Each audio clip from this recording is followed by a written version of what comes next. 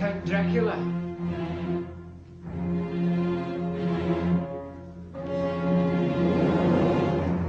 Good evening.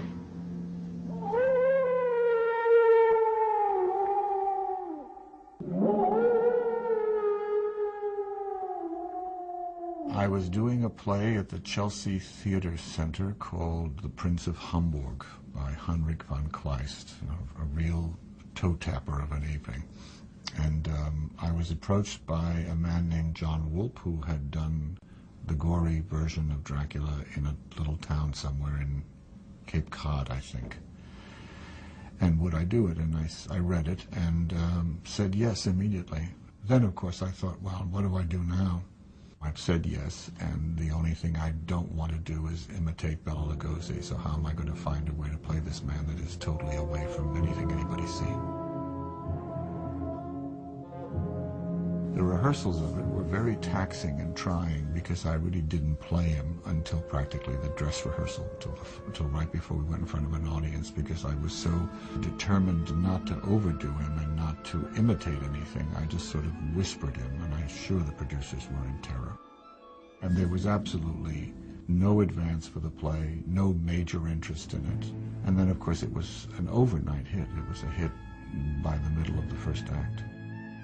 When I was very young, I saw the original Bela Lugosi film, and I loved all those old horror pictures as a boy going to Saturday afternoon movies. It's alive! It's alive! It's alive! It's alive! Frankenstein and Dracula, those were great movies. I loved all those pictures, and by the time I came along and began to make movies, it seemed to me like all the great classic stories had already been used, and I wasn't really interested in doing a remake of some wonderful movies. Pat Mirisch, Walter Mirisch's wife, and he went to see Dracula, and somewhere in the middle of the second act, Pat tells me she nudged him and said, make the film.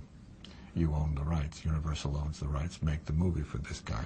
The play was very nearly the original play that was written in the 20s. And the great difference was that instead of the menacing heavy that Bela Lugosi played, Frank played it young, marvelously attractive, and breathtakingly romantic. I began to see him in the early rehearsals totally as a Gothic hero and totally as a figure of romance and not a figure of fear. And that seemed to be an idea that revolutionized the concept of Dracula, and I immediately became fascinated with the idea of doing the film. I didn't meet Walter that night. They didn't come backstage, but soon after he saw it, he called my agent and made an offer, and that's how it went. I'd seen John's pictures, Bingo Long and Saturday Night Fever, and I met with him, and after we talked, I was so impressed with his enthusiasm and his interest in this whole subject that I immediately thought he was a happy choice to do it. Ned Tannen at Universal asked me if I would go to New York and see the play and see Frank Langella. I thought it was a wonderful idea. And watching him, I realized that there was something very spectacular in his performance. Almost every man I've ever met says to me, boy, did my wife make love to me that night when she saw Dracula. We said what we have, our biggest asset is Frank Langella, who has a tremendous sexuality to him. And in fact, Dracula as a character, as with most things that are successfully evil, drugs, gambling, sex, they tend to be very attractive. And that's what Frank has in him, that very seductive, very dangerous kind of quality. We thought, how much more successful would it be if indeed Dracula walked in a room and the women just fell down going, oh my goodness, oh. It's closing! I knew that this Dracula was to be aimed at women and their fantasies of this character, penetration without real sexual penetration. Every woman told me it was a great fantasy of theirs. We thought it was important to be very careful in researching the original novel and not depend on the play.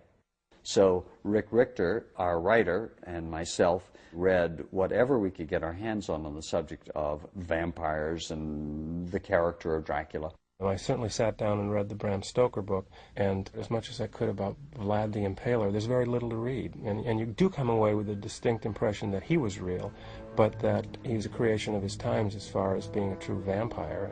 So I buy into the Vlad the Impaler legend and sort of subconsciously build on it. Other than I think Dracula in the film refers to his past, his history, how far back he goes, and when he has that little moment where he speaks Magyar, if that's the correct pronunciation, that was something I did research because I really wanted to place him in some kind of bloodline that didn't just come, walking to the movie speaking with an accent. I wanted him to make a specific reference to where he came from. Jonathan Harker tells me you speak some Romanian. Oh, hardly. I know.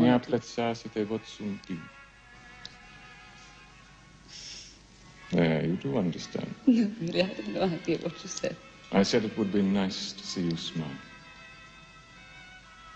There was one interesting change conceptually for me. There's a famous line in the book. Listen to them. Children of the night. What music they make. Which always implied that Dracula was happy in the darkness, that he loved being a child of the night. And the film says, listen to them, the children of the night. What sad music they make. Do you think it's sad? So lonely. Like weeping.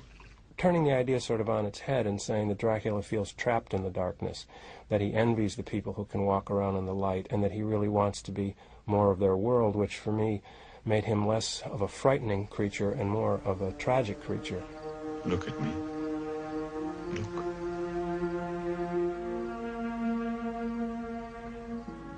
He is, in fact, in the book, very sympathetic, very romantic, and very tortured and tormented and very singular.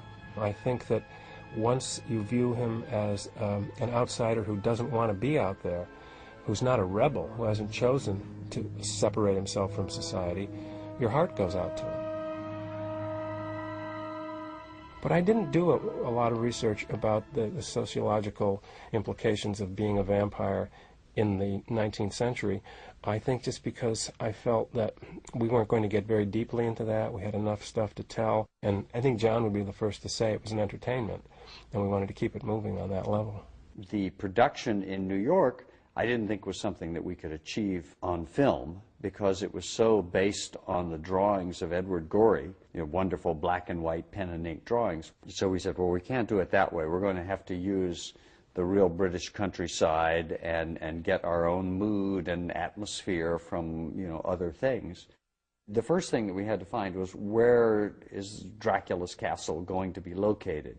So we went down into Cornwall, way out to the end, and there is a castle there, St. Michael's Mount.